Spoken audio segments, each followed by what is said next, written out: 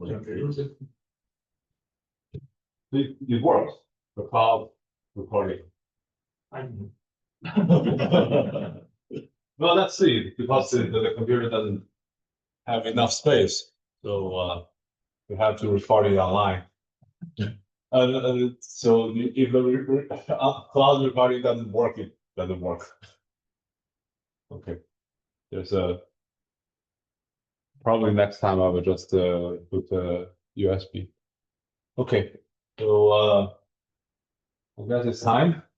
Please, our great pleasure to have Hans from BIMSA to give the seminar talk this week. He will tell us about ribbon tensor 2 categories from cobraided of categories. Welcome. Thank you for the invitation, and thank you for coming to listen to what I've been doing for the past year, essentially, or part of what I've been doing for the past year. So yeah, today I'm going to talk about a little bit about like this notion of a higher notion of ribbon tensor categories in which you categorify from considering these categorified higher Hopf algebraic notions coming from physics. But I'm not going to go too deep into physics because that's another kind of worms. So the overview is that I'm going to motivate why I'm doing this essentially, which is to essentially lift 3D quantum topology to try to understand 4D through the lens of quantum field theory, let's say. And I'm going to just introduce very briefly rigidity and these ribbon structures for monoidal tensor categories, and also how we kind of the strategy towards categorifying these notions. And the key idea is that I'm going to start with, as I said before, this higher algebraic notion of Hopf categories, and it's going to be quote unquote cobraided. I'll tell you what that means later. And also has a dagger structure, so it's a dagger tensor category with a whole bunch of Hopf structures. I'm going to take the modules of it and then look at what kind of structures that appear in its 2 category of modules. And it should be a good candidate for what a ribbon tensor 2 category means. And the motivating result from one of my other paper, not this one, not the one I'm talking about, but the other one is that there's this so-called 4D Tuchin Simons theory, which is a derived quantum field theory, which does have that does host this higher Hopf category as essentially quantum symmetries. So it's very analogous to the Chen story, but this is kind of where this cobraided thing came from, and I'll talk about that a little bit later. But the main takeaway is that there's a way in which you can construct under after I tell you, what ribbon 2 categories are. There's a construction which you can do, which is this 2 categorical dimension, but it has this I guess quantumness to it. You can call it the quantum 2 categorical dimension associated to every object in your 2 category. So I'm going to use the notation in which this guy is after transformation, and 1 is the identity functor. Oops. On B, and the ID is the identity after transformation on. So yeah. So let's begin with the motivation. So indeed, we want to kind of lift 3D quantum topology. So to start with, there are different types of invariants that you can construct in 3 dimensions. Of course, we all know very well you can do state sum or you can do surgery, starting with either the Turing construction or variance theory, TQFTs, and you can do surgery to get the Richtingen-Toraf TQFT. And the central algebraic input for either of them is the fusion. One of them for the state sum is the fusion category, pivotal, and also for the surgery theory, you have modulus tensor category, and then you construct decorated ribbon graphs, and then you get the Jones polynomial, and you do surgery to get student parameters. And for the fusion case, you do state sum, you construct the stick-shape symbols on the tetrahedron, and then you do state sum to get the Turing invariant. So, and the central question is kind of to ask about like these guys, the algebraic inputs. So I would say historically, both of them came from quantum groups. So you have these UQG compact quantum groups, and then you can look at how you're able to use the structures of these quantum group module category modules of these Hopf algebras essentially to construct these TQFTs. So for the fusion case, you can just look at some Hopf algebra, let's say finite dimensional, semi-simple Hopf algebra. But for D, for the modular case, you take essentially a compact quantum group and you look at the finite dimensional representations, and the compact quantum group, when I say compact quantum group, there's a C-star structure, there's like all sorts of stuff you have to do analysis, and then you get like, you have antipole, not only that, but you also have the ribbon element inside, and that's why you get a whole bunch of like additional structure, just not just fusion tensor categories. And these are very kind of in the spirit or philosophy of this topological prime reconstruction, in which you can identify a Hopf algebra for which C is equivalent to the modules of that Hopf algebra. So indeed, what happens in higher dimensions? That's a very important question to ask. And one proposal towards this problem is proposed by Bies and Dolan, which is the categorical ladder, in which you categorify with underlying algebraic input, categorify these things, and then, of course, you have to lift the whole thing to get like a 4D TQFT. But the first problem is to understand how to categorify these guys. So you can categorify what you mean by fusion category. You can also categorify what you mean by a Hopf algebra. So you have a fusion 2 categories. I'll talk a little bit later about like what exactly do I mean by a monoidal 2 category or braided monoidal 2 category. And also Hopf categories. I'll define what I mean by Hopf categories, I should say. So kind of the state of the art at this point, what is known currently are these 4D finite state sum models, which are built out of fusion 2 categories, and they're now known as Douglas-Schroeder TQFTs, and there are 4 dimensions. And what is also known is that the relationship between these guys, or at least like linear semi-simple Hopf categories, how you can do two kind reconstruction to get a fusion 2 category. And that's done by one of my friends, David, from Ohio State, and also Tsinghua and his collaborators.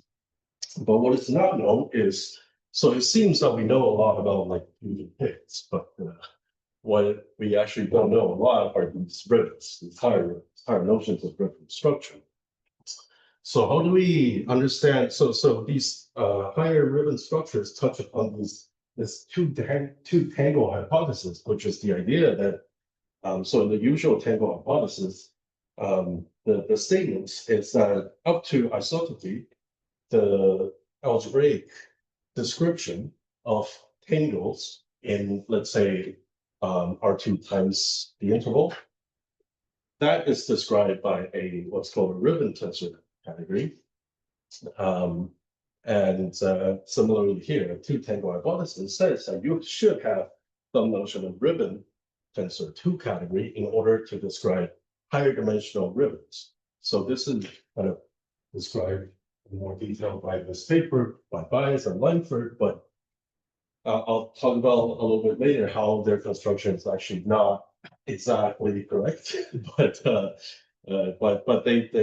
a whole bunch of nice stuff. But yeah, so I would say that the main goal of this project really is to construct something modular. So you have a modular tensor 2 category, but that's I'll just talk about the ribbon bit, and that's already like pretty complicated. So and indeed, like the strategy that I will follow is I'm going to construct like a quote unquote quantum Hopf category, like a higher quantum group type of thing.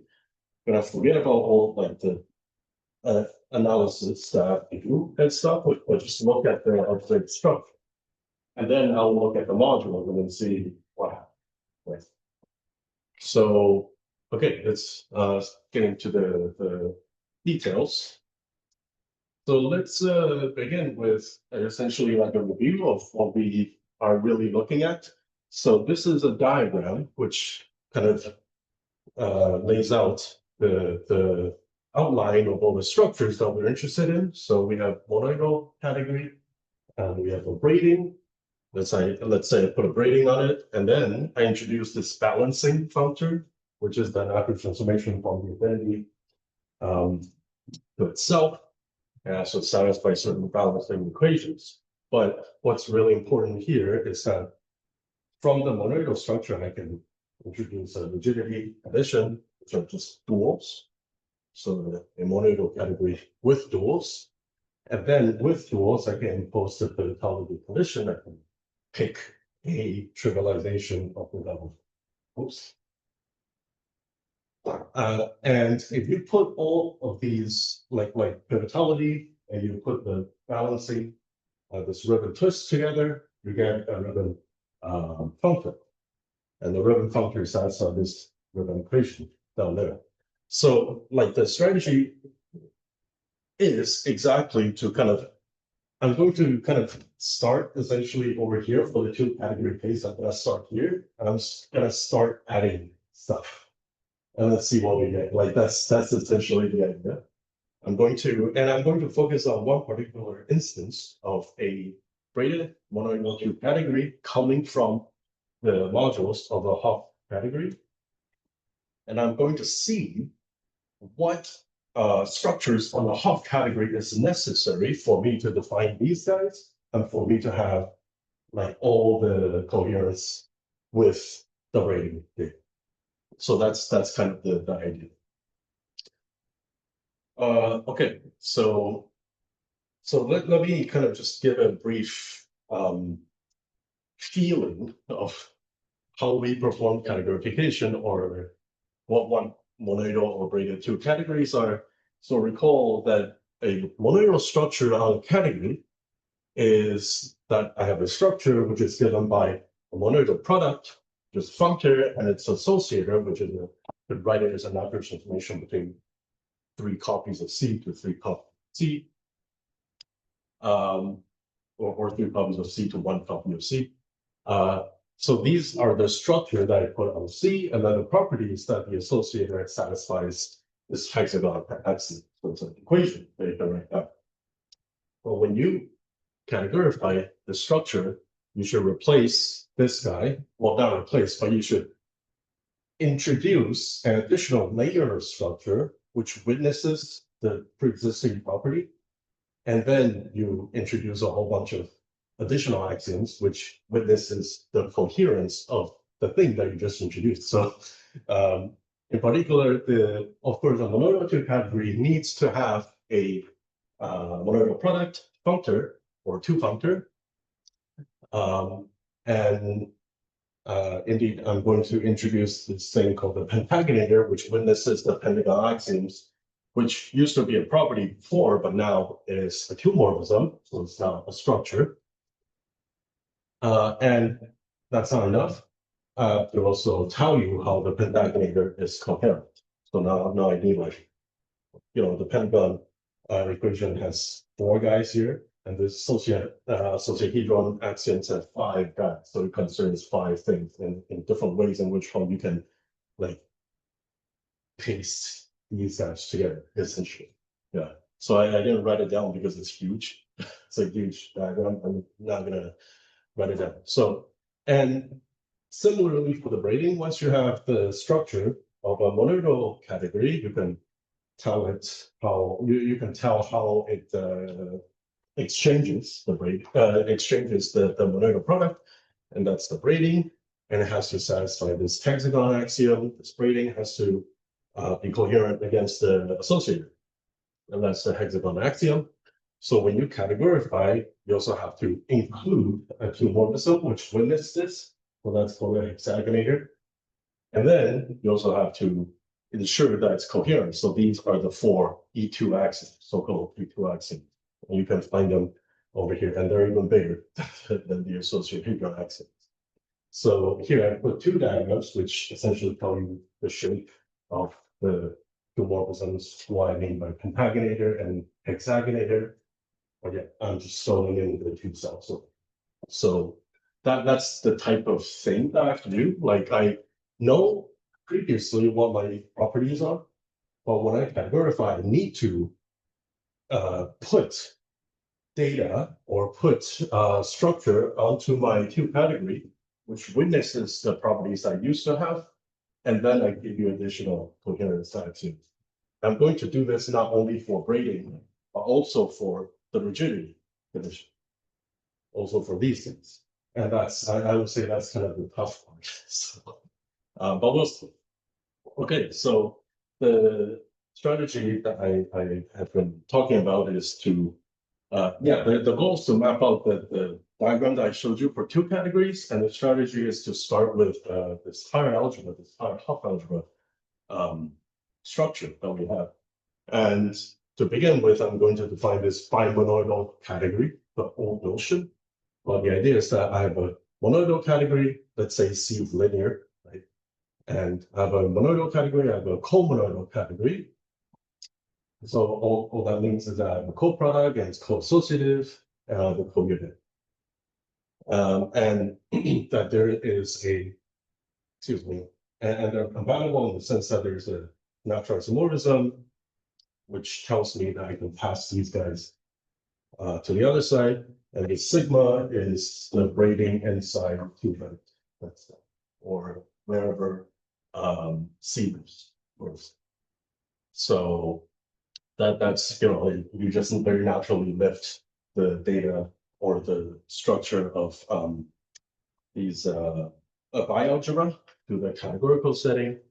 And of course, these things are now data, and I have to tell you how they interact, but they interact in a very obvious way. So, okay, so the next thing I want to add is this antipode. So the antipode now becomes a functor, right? And the key thing I want to kind of keep in mind is that the functor is op monoidal and also op comonoidal, of course. And also it's equipped with invertible natural transformations like that. It's just the usual antipode axioms, and also some additional coherence conditions.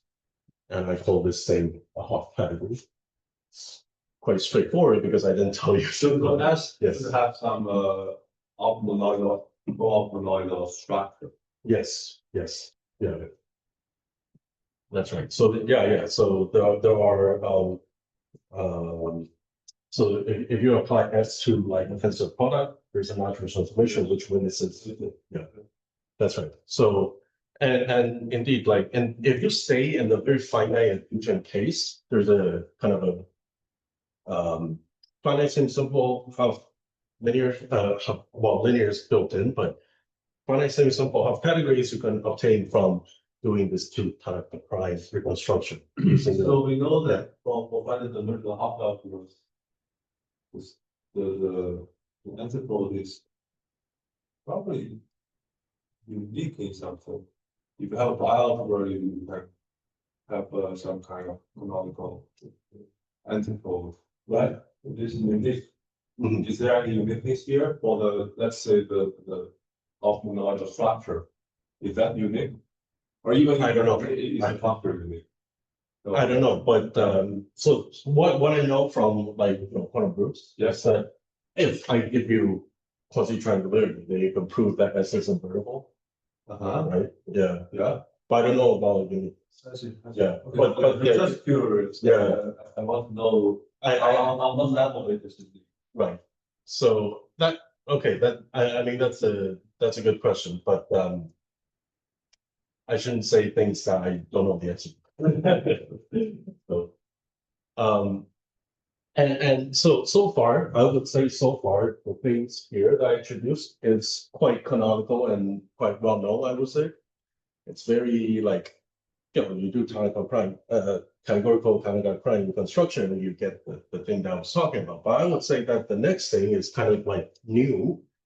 Something that I haven't seen people talk about is the notion of a cobraiding. So what's a cobraiding? Cobraiding is a tuple of this R guy is a bimonoidal isomorphism, which goes from two copies of C to itself, well, to themselves, and an invertible natural transformation, which goes from R composed with delta going into delta off. So, yeah, so again, this is like a higher notion of quasi-triangularity, right? But I'm like picking a natural transformation which witnesses the intertwining relation for the R matrix, so to speak. But also I'm remaining agnostic about what this bimonoidal isomorphism looks like, but there's a traditional structure in which I just make all of the structure that I introduced dagger under this involution here. And so notice that S is up monoidal, but this guy goes from C to C up. So you already from this kind of point of view, you already see like there are layers to the involution. Well, S isn't really an involution, but there are layers to like this, the kind of stuff that you can do to a Hopf category, because you categorify, there's an additional kind of notion in which it and because like the delta now becomes the value functor, and there are some unitarity So associated. this now is a morphism of Hopf. Yes, that's right. Yes, yeah. So yeah, these are like the layers of structures that I want to consider. So right, let's get into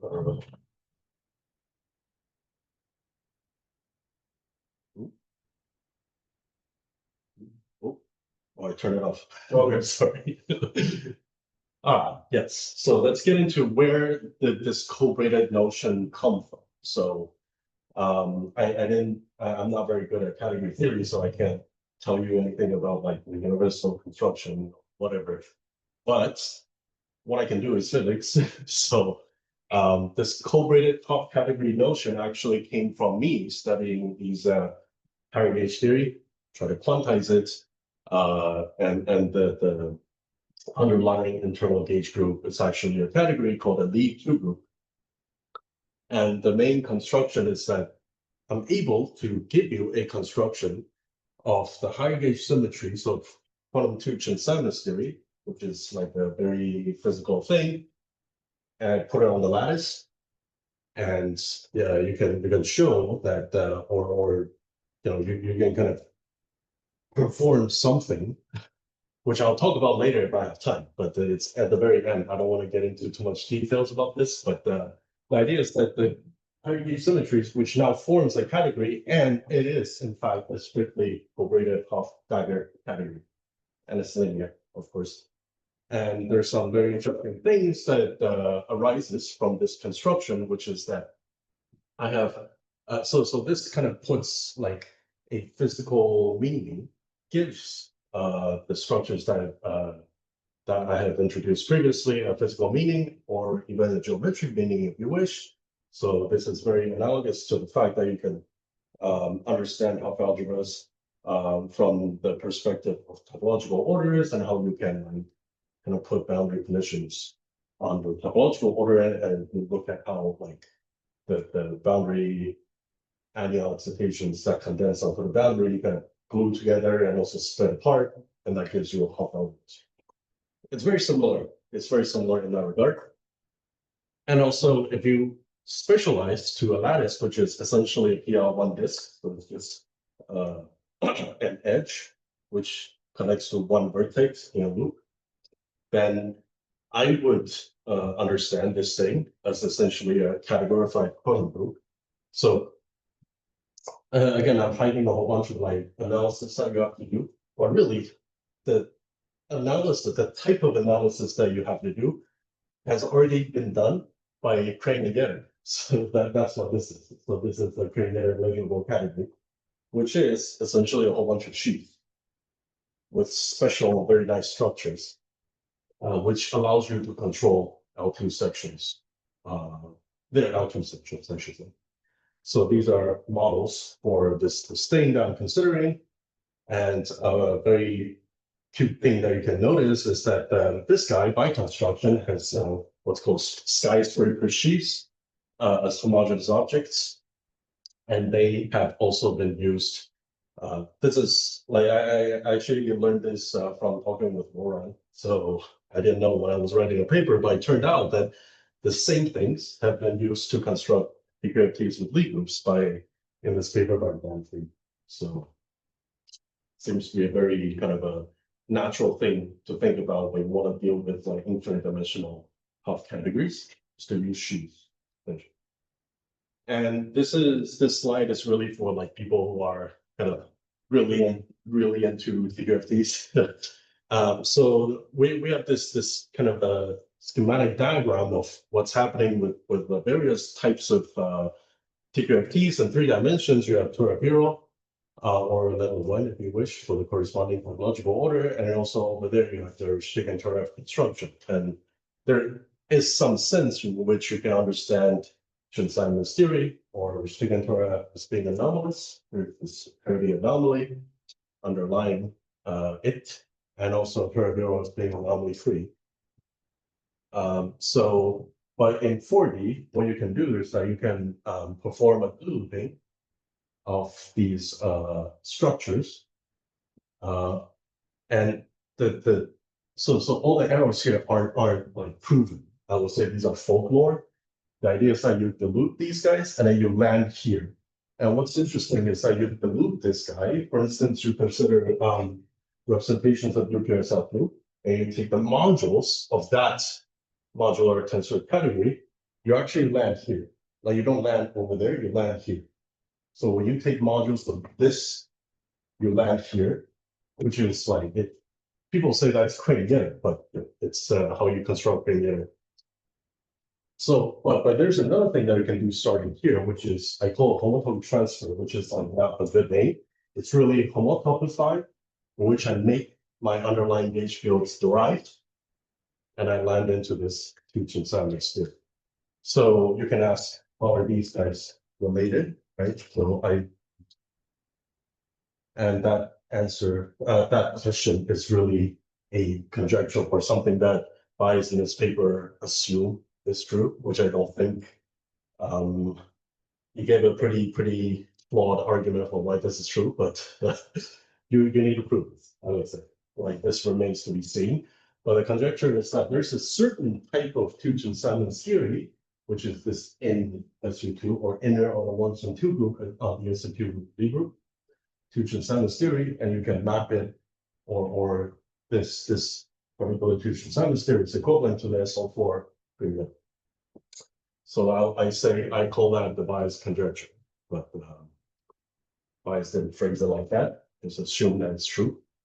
But that's some very interesting stuff that could lead to like very interesting things, especially because like this guy, I'm not sure yet how that Chen-Simon's theory is anomalous, but it could be anomalous.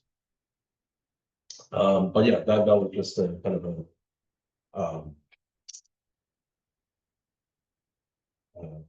how do I say it? Like those are gifts, I guess, to people into TQFTs.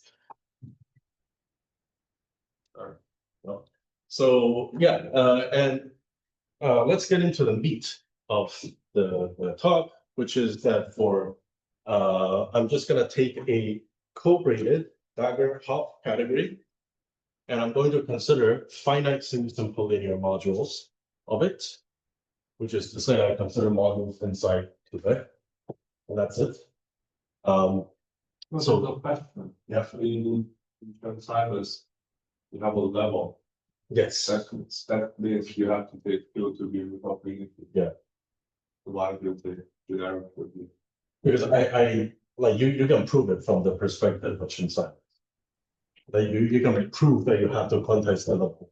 If you construct, Yeah, so Yeah. if you go to the next level, it will not be an integer or something.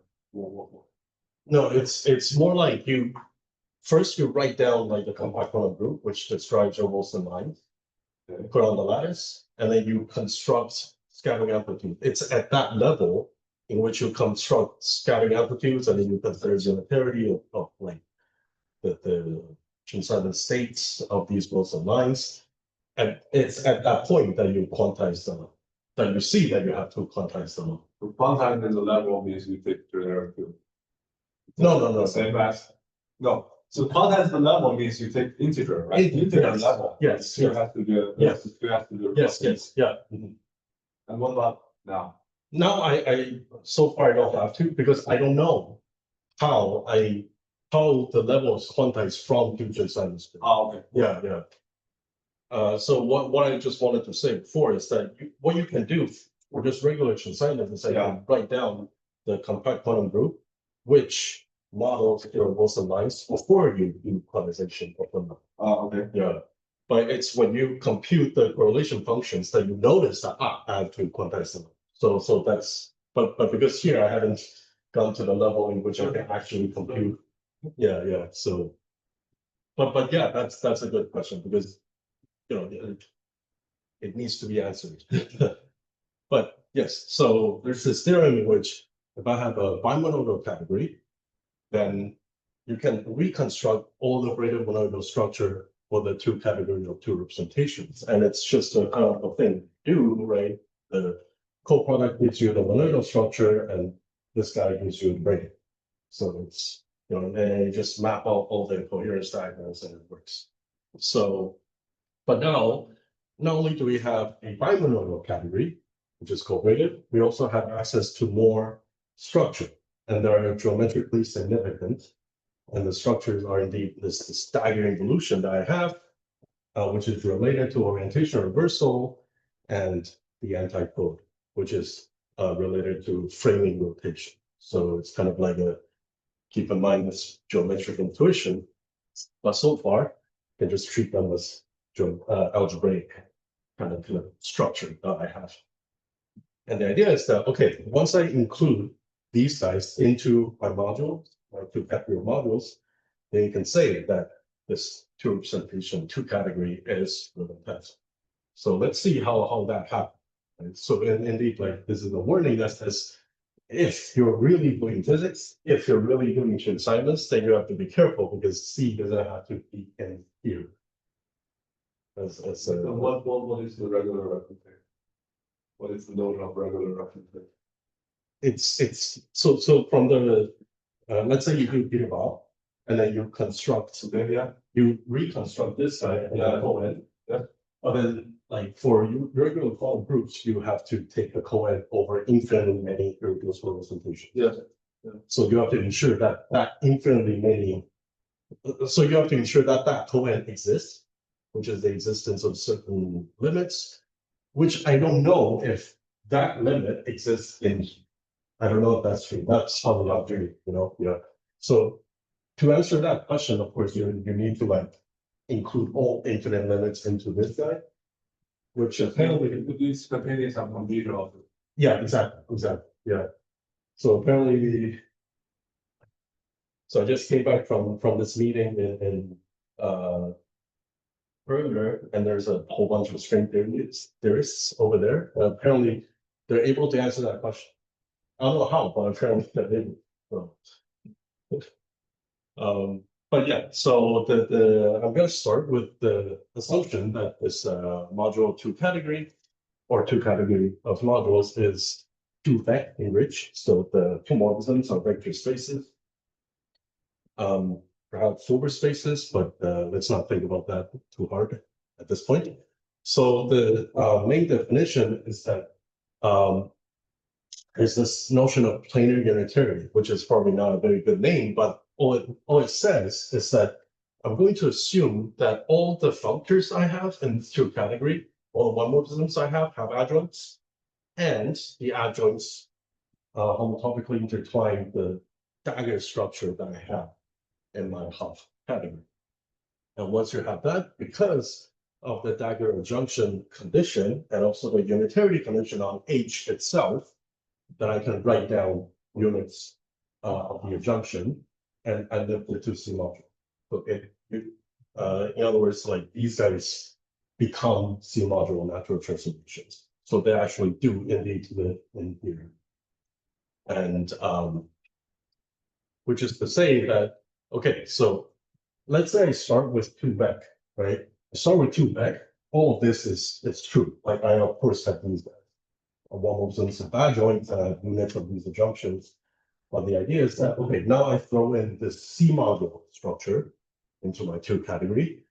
What conditions I need to impose on H such that I'm able to lift the units and also the adjunction to C modules? And the answer is I need the adjoints, because now the adjoints have like, you know, they homotopically intertwine the action, the C action. And the condition is that the adjoints have to homotopically intertwine the dagger of C. So, and that's essentially the idea, is that this condition, then I have what's called planar pivotality. So planar pivotality allows me to perform these graphical calculus, but only at the level of Hopf categories, and only at the level of like 1 morphism and 2 morphisms. So sometimes these guys are just called pivotal bicategories by Jürgen and some of Jürgen's work on string nets. But this is not enough for me. I need more stuff, because I do have more stuff. So the more stuff comes in the form of the antipode. So as we know, I'm going to introduce duals on my 2 category, monoidal 2 category of 2 representations. Going to just throw in the antipode and use the antipode to define notion of duality. So this is just a formality, but this is just saying that the action, the C module structure on the dual is given by the antipode. And also the left dual, so I have a right dual, I have a left dual. Left dual structure is given by S inverse. It's kind of the canonical thing to do. And if you write down the antipode axioms, use the antipode axioms, I should say, then you're able to write down not only the duality data here, you have the evaluation and the co-evaluation, but you also have these guys, which are the guys that essentially allows you to perform to like swap F. So you have a evaluation and you're able to swap one morphism to the other side, and you take a dual. So these are not the adjunctions. These are the dual mates, right? The right mate of the dual on D. So you're able to swap this guy to the other side. So that's what the antipode axioms on the Hopf category buys you. And also you have a 2 co-wedge. So these guys, this data and also these data for all objects and one morphisms in your 2 category, they define for you what's called a 2 co-wedge. Because they 2 co-wedge into identity C mod, C mod, yes. And moreover, you can also define the co-evaluation, which is a co-wedge, 2 wedge. This guy's a 2 co-wedge and a 2 wedge, and the antipode axioms tells you that you have this. Well, it's just the usual. It's called snake operator. It's like the snake equation, right, for the evaluation co-evaluation. But now you have to get it. Now you have like a non-trivial invertible natural transformation, which homotopes between this and the identity. So that's why it's called snake operators. And there are these coherence conditions on the snake operators called the swallowtail equations. Something that you can write down. It's a big diagram, but something you can do. And these are, you can find like the graphical interpretation in Symmetry. So, and the key thing to note is that duals is only involutive only when the antipode is well, no potent or is first to the identity, basically, which I'm not going to assume. I'm going to assume as little as possible. Okay, so now I have in my hand duality at the object level, and also kind of quote unquote duality at the morphisms level, which is the planar pivotality that I had. I'm going to put them together, and all I'm going to say is that all the duality data are planar unitary, which is to say that they have planar pivotal adjunctions, basically. So I can take adjuncts of these guys. I can also take adjuncts of these, and they all live inside my tube category. And yeah, it's just a condition which ensures that I can take left duals and right duals and blah blah blah. And the idea is that okay, these structures, well, I take a dual and then I take an adjoint on one morphism, for instance, they're supposed to commute, which is that they're supposed to be naturally isomorphic to me taking a dagger and then I take the dual. So this is coming from this strong commutativity, essentially, between the dagger and the antithetical structure on my Hopf category. Well, it's a very natural thing to do, actually. If you and kind of imagine, going back to the physical case in which the Hopf category encodes for you these Wilson surface operators, then you can leverage geometry, and the orientation reversal analysis is this framing rotation to essentially conclude or arrive at the conclusion that you have this condition on your Hopf category. So there's the geometric interpretation of this strong commutativity result, and this is also in kind of explained briefly. This geometric interpretation is also explained briefly in Zheng Wei's paper last year, and also in this paper with 16 authors last year. That's the higher coherent dagger paper. And they considered exactly this condition, this sort of condition, which they call this a two-dagger condition. But their two-dagger condition has S being included. But I'm not assuming, right? So this is very nice. Why? It's because I'm able then to use the adjoints of the duality structure to write down decorated surfaces. So if you have this graphical calculus picture in mind, these guys indeed give you, like, I call this saddle morphism because it literally gives you a saddle. When you write down the morphisms, gives you a cap, as a cup, as a crotch. So saddle is like, it turns upside down, it turns upward, and the crotch turns downward. So, and when you have the cap and cup two morphisms in hand, then what you can do is construct the two categorical dimension associated to an object D. The way you do it is just you use the composition of two morphisms, the vertical composition of two morphisms, to glue together a cup and a cap. But what you notice is that you have to match the legs, right? You have to match the domain and the codomain. And one of the ways in which you can do that is to impose an additional condition, which is called strict pivotality. And this is what was done in the Schroeder.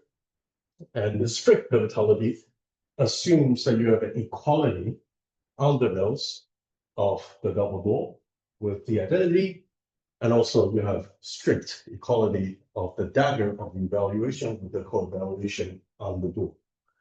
But this is very strong because it hides too much stuff. So, and of course, this requires S squared to be 1 to be identity, which is too strict for my liking. Perhaps this is good because indeed it's too strong of a condition because the warning from forgot like the numbering for this warning, but it's warning 2.5, I think, in the Schroeder's paper. They say that their definition of two categorical dimension is also too strict or too weak, depending on how you view it.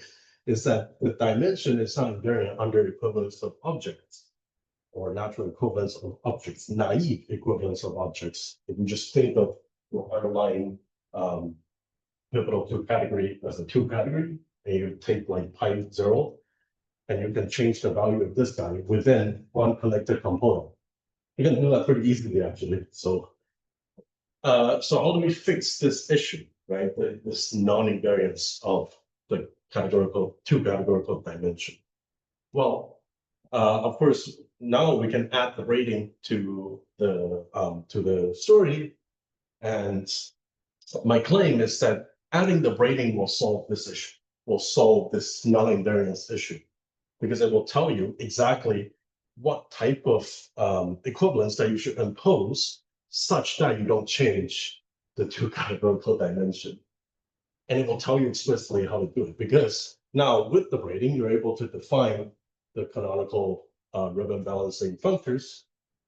Now I can introduce the balancing, and it's a very canonical thing that you can do, in which you just, you write down the twist is like this, and you just write down all the morphisms that gives you that shape, and you get these two functors. You can do it in two different ways, which is kind of strange, right? But we'll see how they're related later. But all I'm saying is that, let's say I take this guy, right? I pick this guy to be like the canonical guy. And one thing I should say is that you can also prove that you have balancing equations, which is the coherence condition between this functor on the tensor. This functor on the tensor product, or the tensor product of theta d and theta d prime, for instance, that's the balancing equation, and you can write down two morphisms directly from the C module structure, which witnesses that balancing equation. So, and the idea is that, okay, now I have this guy, and I can define this, which goes from D to D double star, double dual. And because of this, and also this other thing that I would like to define, but it's like a two morphism, it's called a writing. So you can imagine if you draw, maybe I can draw a picture. So the writing is essentially, so this is, let's say, evaluation, and then this is the braiding.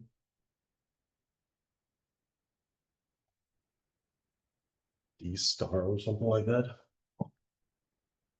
Or co-evaluation D. Co-evaluation. Evaluation. So, like something like that. Something that on the evaluation you're able to untwist things. That's what this is. So once you're able to have this ribbon structure and you're able to define this guy for the writing, then you're able to define a more refined notion of two categorical quantum dimension. Because this guy came from the braiding, and then braiding came from some kind of R matrix, so kind of a quantum thing. But the idea is that to really define the two categorical dimension, like you have to shove some stuff in. So yeah, very natural, right? So, yeah. A categorification of dimension. Exactly. Yeah. The definition of quantum dimension for fusion category. Yes. Yeah. But the idea is to really kind of pin down what kind of things you have to throw in, like what your generalized isomorphisms really look like. Yeah. It's not really obvious. Like I would say it's not obvious. So and indeed, like from this, and you can really give a definition of what's called a ribbon adjunction or ribbon adjoint equivalence. So these words also appeared in the Douglas Schroeder paper, but they really didn't define what it means. But here, what it really means is that it like this functor just centralizes the ribbon functor in a certain sense. Because if you can do that, then of course you can shove like something that you can construct on F here, and then you can move it back and forth. But okay, now let's move on to, well, not move on, but like to kind of understand the braiding a little bit better, or the co-braiding rather, a little bit better on C. So I'm going to make an assumption, which is to say that this bimonoidal isomorphism that I have is actually coming from an inner inner thing. So this inner thing lives in 2 copies of C. So it really looks like a R matrix. And I'm going to suppress the associator from now on. Then I can explicitly write down the cobraiding. And not only that, it also allows me to investigate when the 2 representation 2 category is symplectic or E3, because now you have a 2 category, you can have more levels of monodality. So you have E1, E2, and E3 before you hit E infinity. So it's a major question of how you can describe symplecticness from this kind of perspective.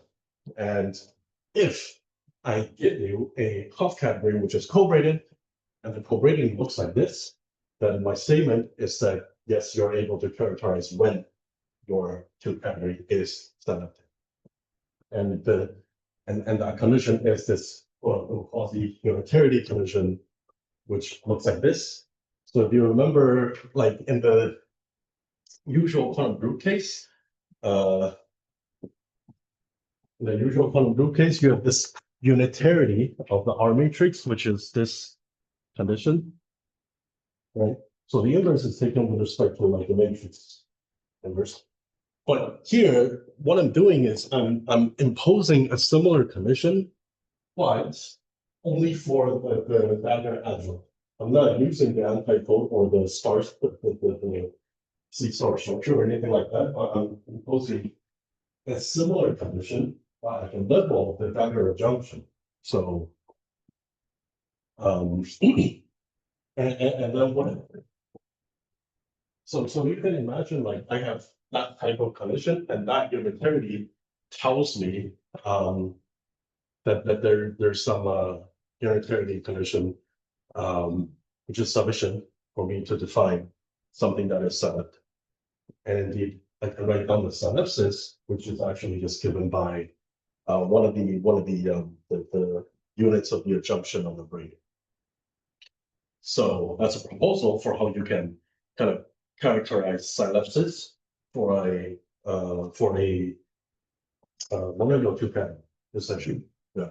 So and you can just run this through the module structure, and you see that I have this thing, and once I have this thing, I can give you this, and so you can trivialize that on the grid, and it should be coherent. Yeah. The synapses should be a additional structure really category. So there should be an additional structure on C, so that the representation in 2 categories is symmetric.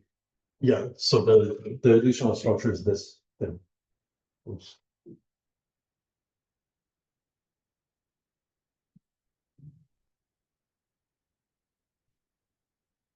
So you mean that that as a model? Yeah. You have to choose them as a model. Okay. Yes. That's right. Yes. This price is a dynamic structure. Yes. Exactly. Yes. So this is a taste of the size of the coherence conditions that you can write down.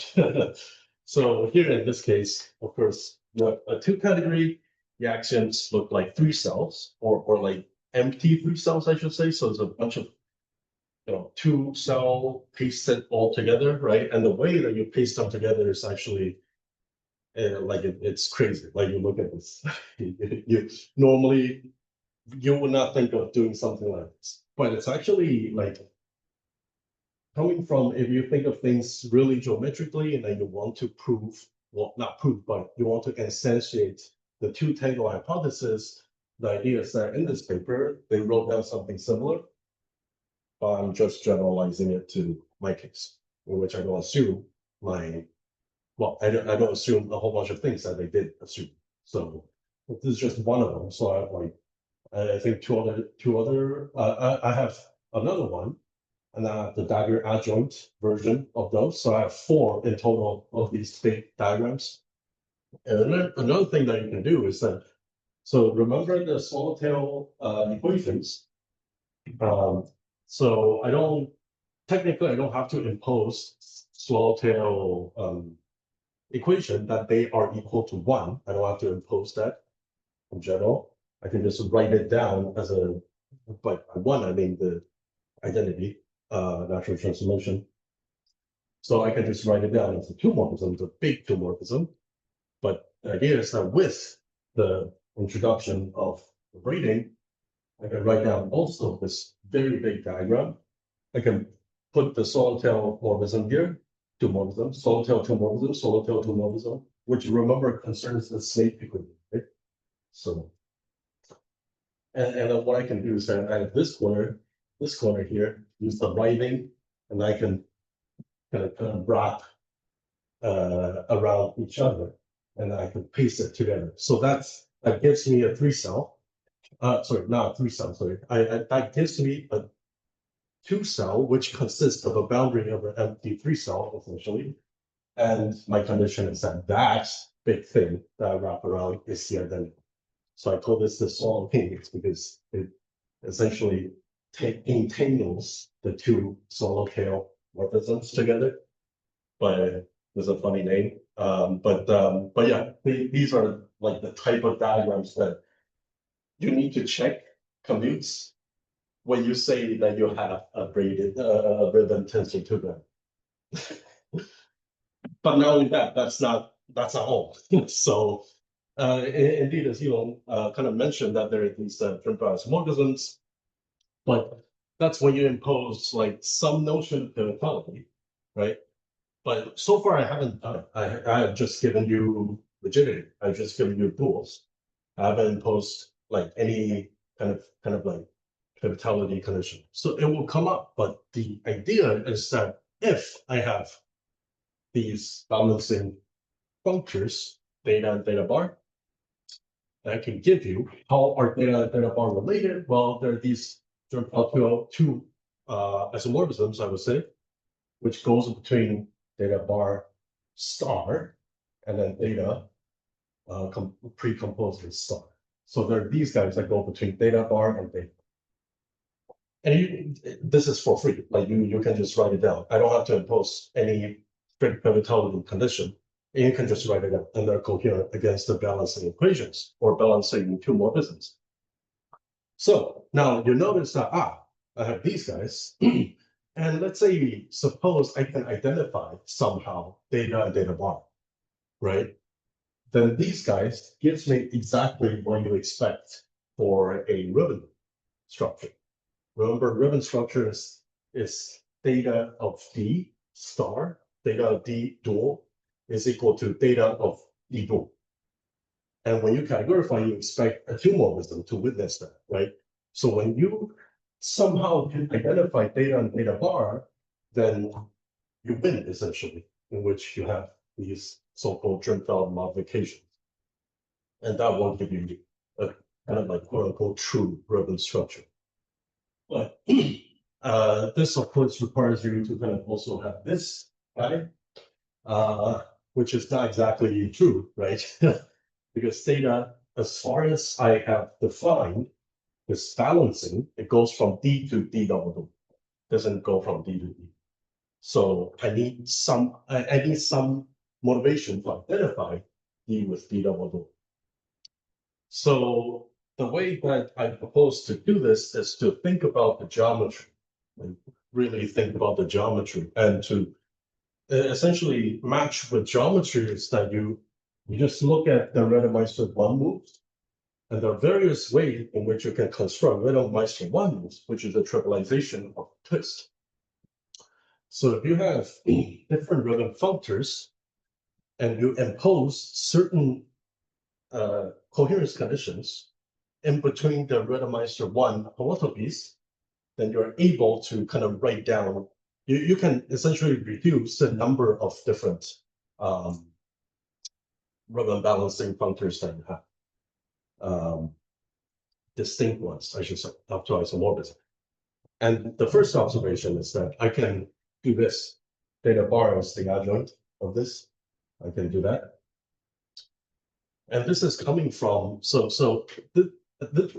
there are two kind of different perspectives towards this, which is that I have this two Bradford isomorphism, so to speak, which is a trivialization of S to the fourth. on my Hopf category. In which case you're able to write down at the level of the modules the equivalence of left and right relative self filters. So once you have that, then you're able to write down this. You're able to introduce a modification which fills in that reset over there.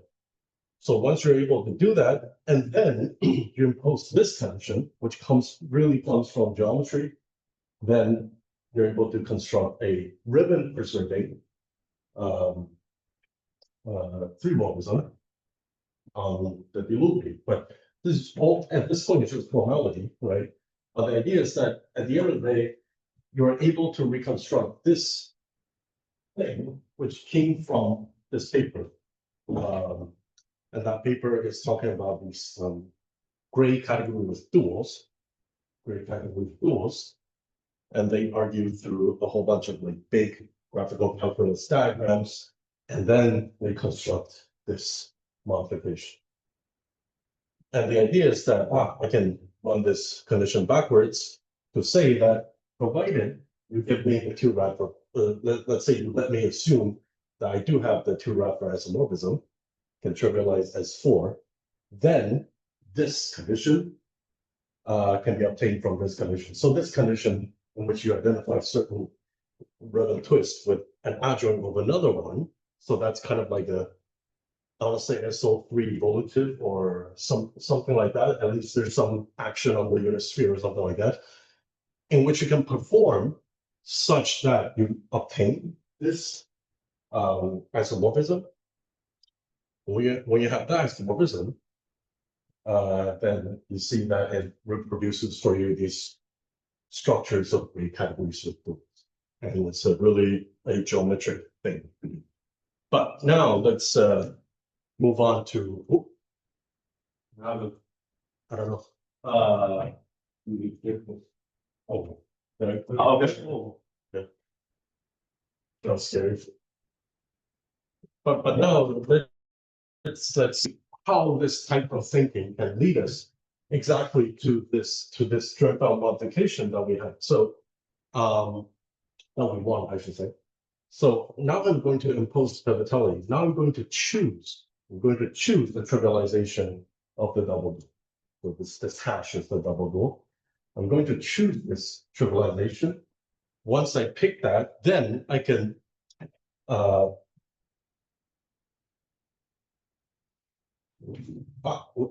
yes. Then remember this gamma is like this, right? And once I have chosen this pivotality, then I can paste this pivotality together with gamma, with this diagram here, to obtain this shape.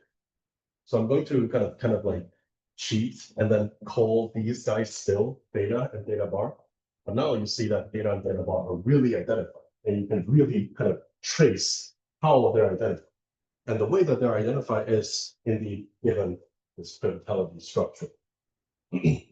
And once you have that, then you exactly have that modification. So you have that guy which witnesses for you the ribbon condition. So this, I should say that, okay, once you've chosen this, you really have a ribbon structure. And it's over here that you really have like a ribbon tensor 2 category.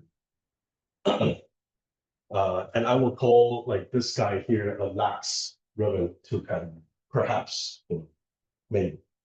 But and down here, another thing that you can also check is like the well, it's a physical thing, so don't worry too much about that.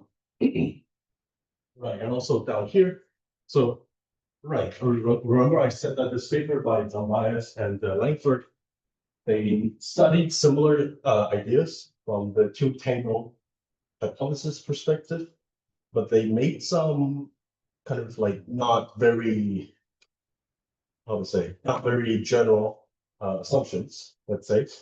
One of the assumptions is that they conflated the dual mates of one morphisms with the adjunctions. That's one thing. But we know that at this point, all we know is that they commute. on the one morphisms, but they can be different, right? But in that paper, they conflated both of them. And another thing is that they identified the Wedemeister one homotopes with the right. So that right thing over there, you draw it like a tangle diagram, then of course that looks like a Wedemeister one. But technically speaking, if I have access to these guys, I can define for you the Wedemeister one.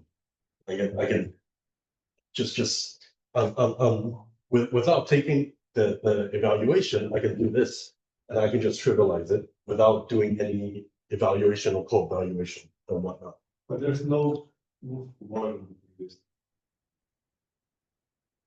In 3D now, right? So that when we cross, there's a similar point. No, but you can like untwist the top. Twist. Yeah, you untwist the top. Yeah. So that's like one of the I think well you do a rotation around like the great circle and so yeah, so Oh, you can frame it and yeah yeah. So right, so well, there's some further reduction that you can do, in which indeed, like once you do all that reduction all the way down to the bottom, you only get one distinct ribbon structure, and that's exactly what Myers and Lightberg also had. They also wrote down one ribbon structure. Okay, to summarize, this is kind of the two categorical version of the diagram I had at the very beginning, in which I have monoidal two category with adjoints for one morphisms, all adjoints for one morphisms, and introduce braiding and introduce balancing. And you go down, but then now you see that once you introduce duals, and then you impose pivotality, and you pick a trivialization of the double dual, there are different levels at which you can pick such trivializations. I call this lax, in which like you have these guys. Oops, sorry. In which you have that, but once now you're down here, you have a pivotal structure, and then at the very end, you see that you have this two ribbon structure and a true kind of two morphism, which witnesses for you the ribbon equation. So also the one more thing that you can think about is that, okay, now I kind of think about spherical structure. So this is kind of schematic because even already at the pivotal level, there's a distinction between lax pivotal and the pivotal condition. So you should have a spherical and a lax spherical condition, possibly more. That's the thing. I have no idea how these different things are related, but if you just work through kind of like the different levels of the algebra that you have to do, and then you look at all the diagrams, then presumably you're able to obtain a notion of modular tensor two categories at some point. So, but that's the strategy. But I imagine that's probably going to take another 100 pages or something. So, but yeah. So indeed, at the end of the day, we want to realize or instantiate the two tangle hypothesis. We're speaking to a ribbon functor. That ribbon functor itself is an instantiation of the tangle hypothesis, in which I map representations of UQG into. I map the ribbon category of tangles. Tangles in R2 times the interval. I map that category up to isotopy into representations of UQG. But here I can do something similar, which is that, starting from Chen-Simons theory, I have these Wilson surface states. And the proposal is that these Wilson surface states are exactly these ribbon two functors, in which you can map the ribbon two category that Bias and Lightberg constructed purely from geometry and topology. A bunch of surfaces crossing each other, to map that into while preserving all the ribbon structure thing. And that should give you like a two-dimensional or surface version of the decorated ribbons of which they convert. And then you do surgery, which is another topic. But okay, so to summarize, there's some outlook for what we want to do, and one of them is indeed the quantization of the level, which is apparently somehow related to positivity of the global dimension. This is a statement I learned from in the categorical case, I should say. It's a statement that I learned from the paper by Alexa Shomerus and Rosa, in which they did combinatorial quantization of Chen-Simon's theory. And they say that you can prove the quantization of the level from looking at the global dimension of your Wilson line states. That's their statement. But at the end of the day, yeah, indeed, we should try to understand how the levels quantize from the perspective of these 4D TQFTs. And also, another thing is we would also like, okay, you know, it's nice to have these two ribbons, decorated two ribbons and whatnot, but you also think about how you define the Turing version. So the Turing version just requires essentially a monoidal two category, but you do need pivotality in like the sense that you have object level and modism level pivotality. So you need a two category tensor monoidal with a pivotal structure, and then you're able to kind of write down kind of a state sum or membrane net construction for the corresponding two Chen-Simon's TQFT, which essentially bypasses surgery theory. So you don't have to do surgery theory for Turing. And this is just one of the things I want to highlight from Zhengwei's paper, which is that you have these he constructed these point J symbols, so to speak, from his functional integral construction. So maybe that'll be useful. I don't know. This is still work in progress. So yeah, more interesting stuff about this line of thinking is that you have this is just a restatement of the bias conjecture that I mentioned previously, and also the gray category of duals. And the statement is that these gray category of duals are supposed to label defects in a 3D defect TQFT. So that's very interesting because somehow we're able to also have very similar structures as gray category of duals coming from a 4D TQFT. So maybe there's some like relationship between Tuch and Simon's theory, and also you can think of them as, in certain cases, you can think of them as a theory of in 4D of defects in a 3D maybe. And also another thing, which is something that I get kind of away from all this categorical stuff, is some very field theoretic thing that I did, which is you look at the boundary conditions of this Chen-Simon's theory, and you're actually able to find a gapless one. You're able to find a gapless boundary. So you can't do that for a quick error. That's how it is, right? You can prove that quick has restricted Torah at the boundary, or restricted Torah is a 3D theory at quantized level is gapped. So not much you can do there. But here for two Chen-Simon's, what really substantiates my intuition that two Chen-Simon's can be anomalous is that it has a gapless boundary. But the idea is that this is not a conformal field theory, it's not CFT, it's something called topological holomorphic field theory, something coming from like 3D S equals 3D N equals 4 SCFTs that people think about, but you know.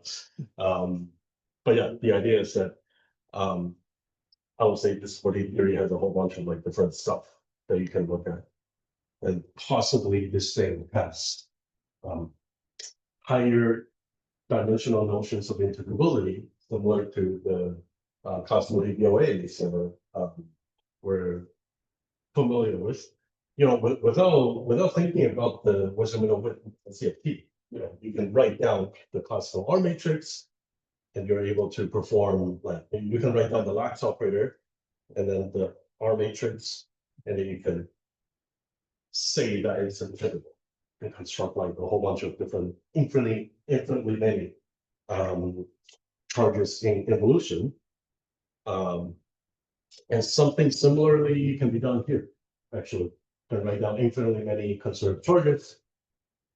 But what really controls the integrability of those charges? That's like in progress, work in progress, but also a very interesting question. So, well, that's it. Thank you. Thank you very much for the very good talk. Any questions? I have asked a lot. Yes, yes. Yeah. Very naive, more philosophical question. Mhm. So you say your goal is to define what is the rank one of the modular N2 category. Mhm. Do you expect the distance of a modular 3 category or category, and do you think it's even more and more complicated, or do you expect a distance of a global understanding for any modular N category?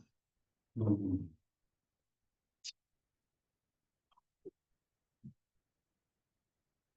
I think that question would be as difficult as finding representations of mapping class groups of 3 manifolds, 4 manifolds, etc. Yeah, and I think it would get more. It would get more complicated. Yeah. So at one moment, which may be more non-understandable for human brain. Oh. It would be too complicated. We need some AI. Some AI. I don't know. Maybe. Yeah. I don't know. Yeah. But I might be the wrong person to ask. So. So for the last thing, after this thing, do you think it's a categorification of VOAs, which is that we're looking at? Well,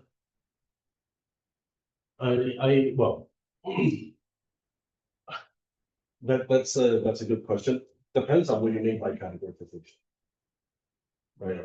Yeah. So if you say that I have a Hopf algebra or not Hopf category, sorry, a similar kind of Hopf algebra, categorical VOA or something like that, then I would say no. What you really have is a derived thing. You have a derived. Yeah, that's also some kind of categorification. Yeah. That's true. Yeah. But it looks completely different than what I was just talking this talk. Like that's a completely different story. Yeah. Yeah. That's Yeah. would be helpful. So you get a scalar, you expect you have a scalar invariant for manifold. Yes. So is that's manifold, that's why is that invariant is expected from some kind of like function silence, and then you have some action. Function silence, and then you have some action. From the classical Are you thinking of like are you thinking of you have like a family of three function silence and you have the global symmetry of some kind? No, it's talking about the intense silence theory. Yeah. Right, you have three manifolds, you write it as a surgery, and then you integrate along the surgery link with the action into the action, and then you get an environment. Right. Is it also truly important? Where Are you you- describe a four manifold by something and you integrate the action along the thing? Yeah. I think that should be also what we should do. Yes. But yeah.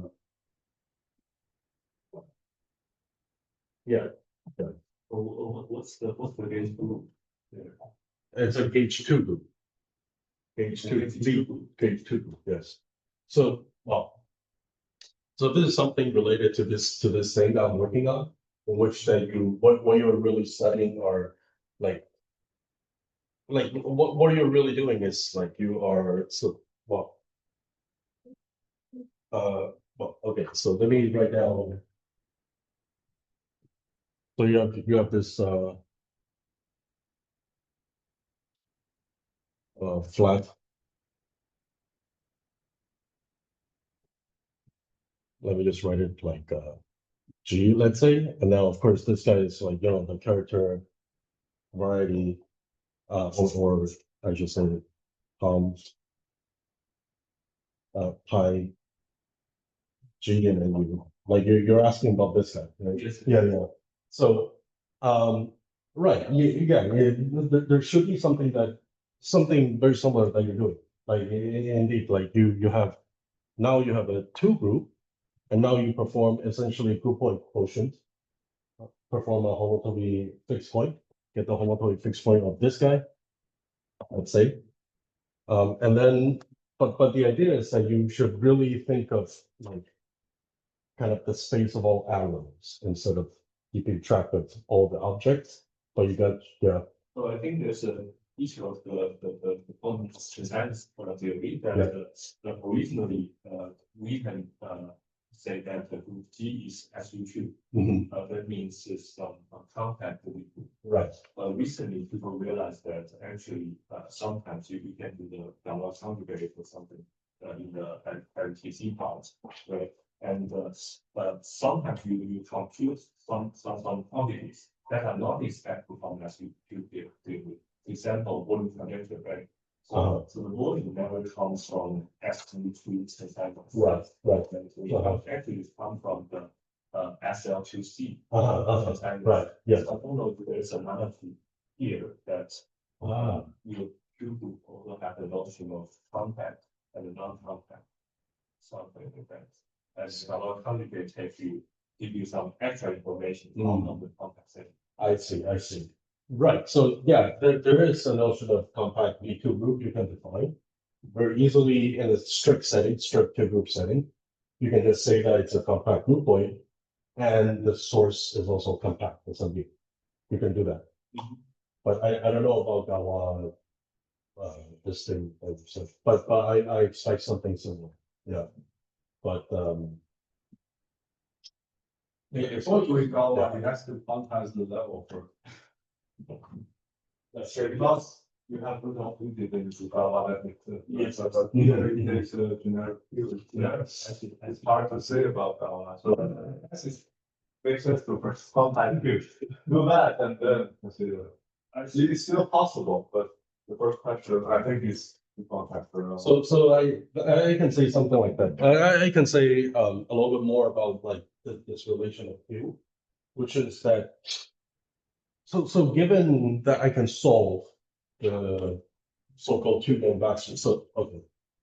Well, okay. So given I can, so remember like this bimodule isomorphism.